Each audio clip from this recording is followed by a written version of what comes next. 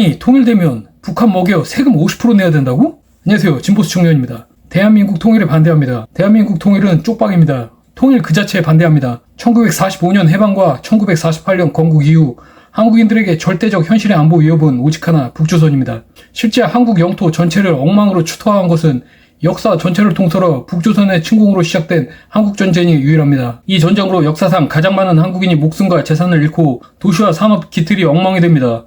외란 호란의 비할바가 아닙니다. 일본과 중국조차 그런 야만스러운 짓을 한국에 한 적이 없죠. 이 전쟁은 한 번으로 끝난 것이 아니었습니다. 1950년 북조선의 기습 남침으로 시작된 전쟁이 1953년 끝난 후에도 북조선은 지속적으로 국경과 해상에서 무력 도발이 이어졌고 해외에서도 테러를 자행합니다. 참고로 통일을 반대하는 이유는 독일 통일 당시 서독 1인당 소득 1만 5천 달러와 동독 1인당 소득 1만 달러, 물론 환율의 인위적 고평가가 있긴 했지만 경제력 격차가 크지 않았죠. 서독의 인구는 동독의 4배, 경제 규모는 동독의 6배 정도였죠. 서독에 흡수된 동독은 당시 동부유럽 지역에서 가장 부유한 나라로 전 국민이 한 가구당 소형차 한 대를 굴릴 수 있는 나라였죠. 그만큼 서독에 흡수되기 전에도 동독은 자금이 어느 정도 있는 나라였습니다. 하지만 당시 남한의 1인당 소득은 그 동독의 반토막인 5천 달러였습니다. 자기 앞가림도 못하는데 북한까지 케어하기는 힘들겠죠. 서독은 동독에 3천조 원의 지출을 쏟아부었고 그중 60%가 동독민의 생활 수준을 향상을 위한 복지 지출이었죠. 이렇게 밑빠진 독에 물을 퍼부었어도 오늘날 구, 동, 서독 지역 간 격차는 여전합니다. 지금 남한과 북한의 경주 규모 차이는 100배 차이입니다. 통일 당시 동독, 서독의 6배에 비할 바가 아닙니다. 지금의 100배입니다. 인구는 2배밖에 안 되죠. 즉 그때 세계 최상위권 서독인이 세계 중상위권 동독인을 서독인의 80% 레벨까지 끌어올리는데 국민 4명이 1명의 비용을 분담합니다. 하지만 현재 세계 상위권 한국인이 세계 경제력 극빈층 북조선 인민을 끌어올리려면 2명이 1명의 비용을 분담해야 합니다. 들어갈 돈은 몇십 배요. 분담할 사람은 절반인데 이런 평소 전면전 상황에 준하는 재정 부담을 한국이 과연 감내할 수 있을 거라고 봅니까? 이 재정을 세금으로 메꾸려면, 현재 한국인들의 국채로 메꾸려면 한국의 미래 세대들에게 해결 불가능한 부담으로 귀착되고 결국 국가부채 폭등으로 남유럽 등 가볍게 넘어서는 부실 재정과 남북 공동 파산을 감내해야 합니다.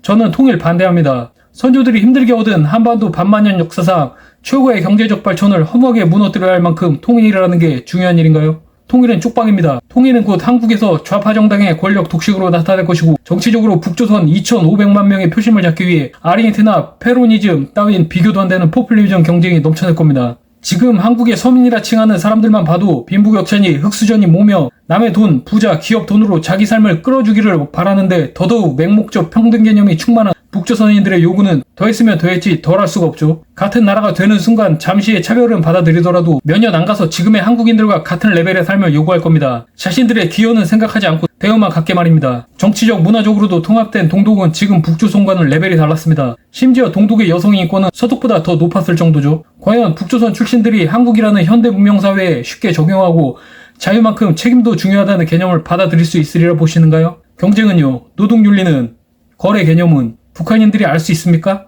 사회 갈등과 범죄율 급등, 낮은 생산성에도 같은 한국인이라며 고임금 요구 등을 안 봐도 비디오죠. 그렇다면 최선의 대책은 뭘까요? 그냥 북조선이 알아서 베트남, 중국처럼 자체적으로 체제를 개혁하고 건달국가에서 정상국가로 변모하면 됩니다. 거기에 들어가는 비용을 왜 한국인이 부담해야 되죠? 그 비용은 북조선이 알아서 개혁 개방하고 시장경제를 변화하면서 자체 부담하면 됩니다. 그냥 각자 나라로 영구히 제갈 길을 가면 된다는 말입니다. 한국은 그냥 북조선을 중국, 베트남처럼 값싼 노동력을 제공하는 국외 생산기지 겸 한국산 상품을 수출 판매처럼 활용하면 될 일입니다. 발달 수준이 하늘과 땅 차이인 두 나라에서 북조선을 억지로 병합해 드는 천문학적 비용과 불안정을 선진국인 한국이 감내할 이유가 없습니다. 북조선에 자원이 있어봐야 경제성이 없고 별 볼 일 없는 레벨이고 한국인들에게 이득이 되지도 않습니다. 비용은 천문학적인데 편익은 쥐꼬리라는 얘기죠. 민족이라는 형체도 없는 개념에 몰입되어 유전자가 비슷하다고 한때 역사상 같은 나라였다고 계속 같은 나라여야 한다는 법은 어디에도 없죠. 독일과 오스트리아, 루셈부르크, 스위스, 리에텐슈타인 모두 한때 같은 나라였고 대독일주의에 의해 독일과 오스트리아는 통일 주장도 있었지만 지금은 따로 잘 삽니다. 네덜란드와 벨기에는 독립과정에서 입장 차이로 다른 나라로 갈라섭니다. 그래도 따로 잘 삽니다. 한국과 북조선도 따로 잘 살면 됩니다. 사실 북조선이라는 나라가 잘 살든지 말든지 한국이 신경 쓸 바도 아니죠. 군사적 위협만이 현 상태의 문제일 뿐 이상가족 문제, 적대적이지 않은 인적 국가 간 국민의 여행은 얼마든지 가능한 게 정상이죠. 외국에 가족이 산다고 그 나라와 합방해야 하나요? 모든 문제와 단초는 북조선의 폐쇄성과 비정상성에 있을 뿐이죠. 결국 북한은 현재 세계적인 불순국가이며 국제사회의 모든 질서와 현대 문명을 거부하는 북조선이 중국, 베트남 수준의 정상무역 국가로만 탈바꿈해준다면 양국 평화 공생과 각자 번영은 충분히 가능한 이야기입니다. 중국이라는 G2 군사 대국과 국경을 접하는 것은 종이 호랑이 북조선과는 차원이 다른 군사적 부담이죠. 이 기회에 북한이란 기반이 없는 단어도 좀 폐지하고 그냥 조선이나 북조선이라 불러주고 국제사회의 명칭도 DPRK니 NK니 할 게 아니라 그냥 북조선으로 해서 괜히 한국의 브랜드 가치가 손상되는 일이 없었으면 좋겠습니다. 한국과 북조선이지 남한과 북한이 아니죠. 이쯤이면 인정할 때가 됐죠. 통합은 서로가 호혜의 시너지를 얻을 수 있을 때만 가능합니다. 일방적 희생의 통합은 공멸의 길입니다. 통일은 불가능하며 되어야 할 이유도 전혀 없습니다. 무리하게 통일을 시도하려면 이 모든 사실을 국민들이 알아야 하고 각자 지갑에서 매달 월급의 절반을 세금으로 내줘야 할 상황을 알려야 합니다.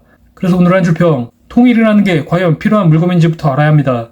제가 죽기 전에는 원하지 않습니다. 지금까지 진보수정년이었습니다.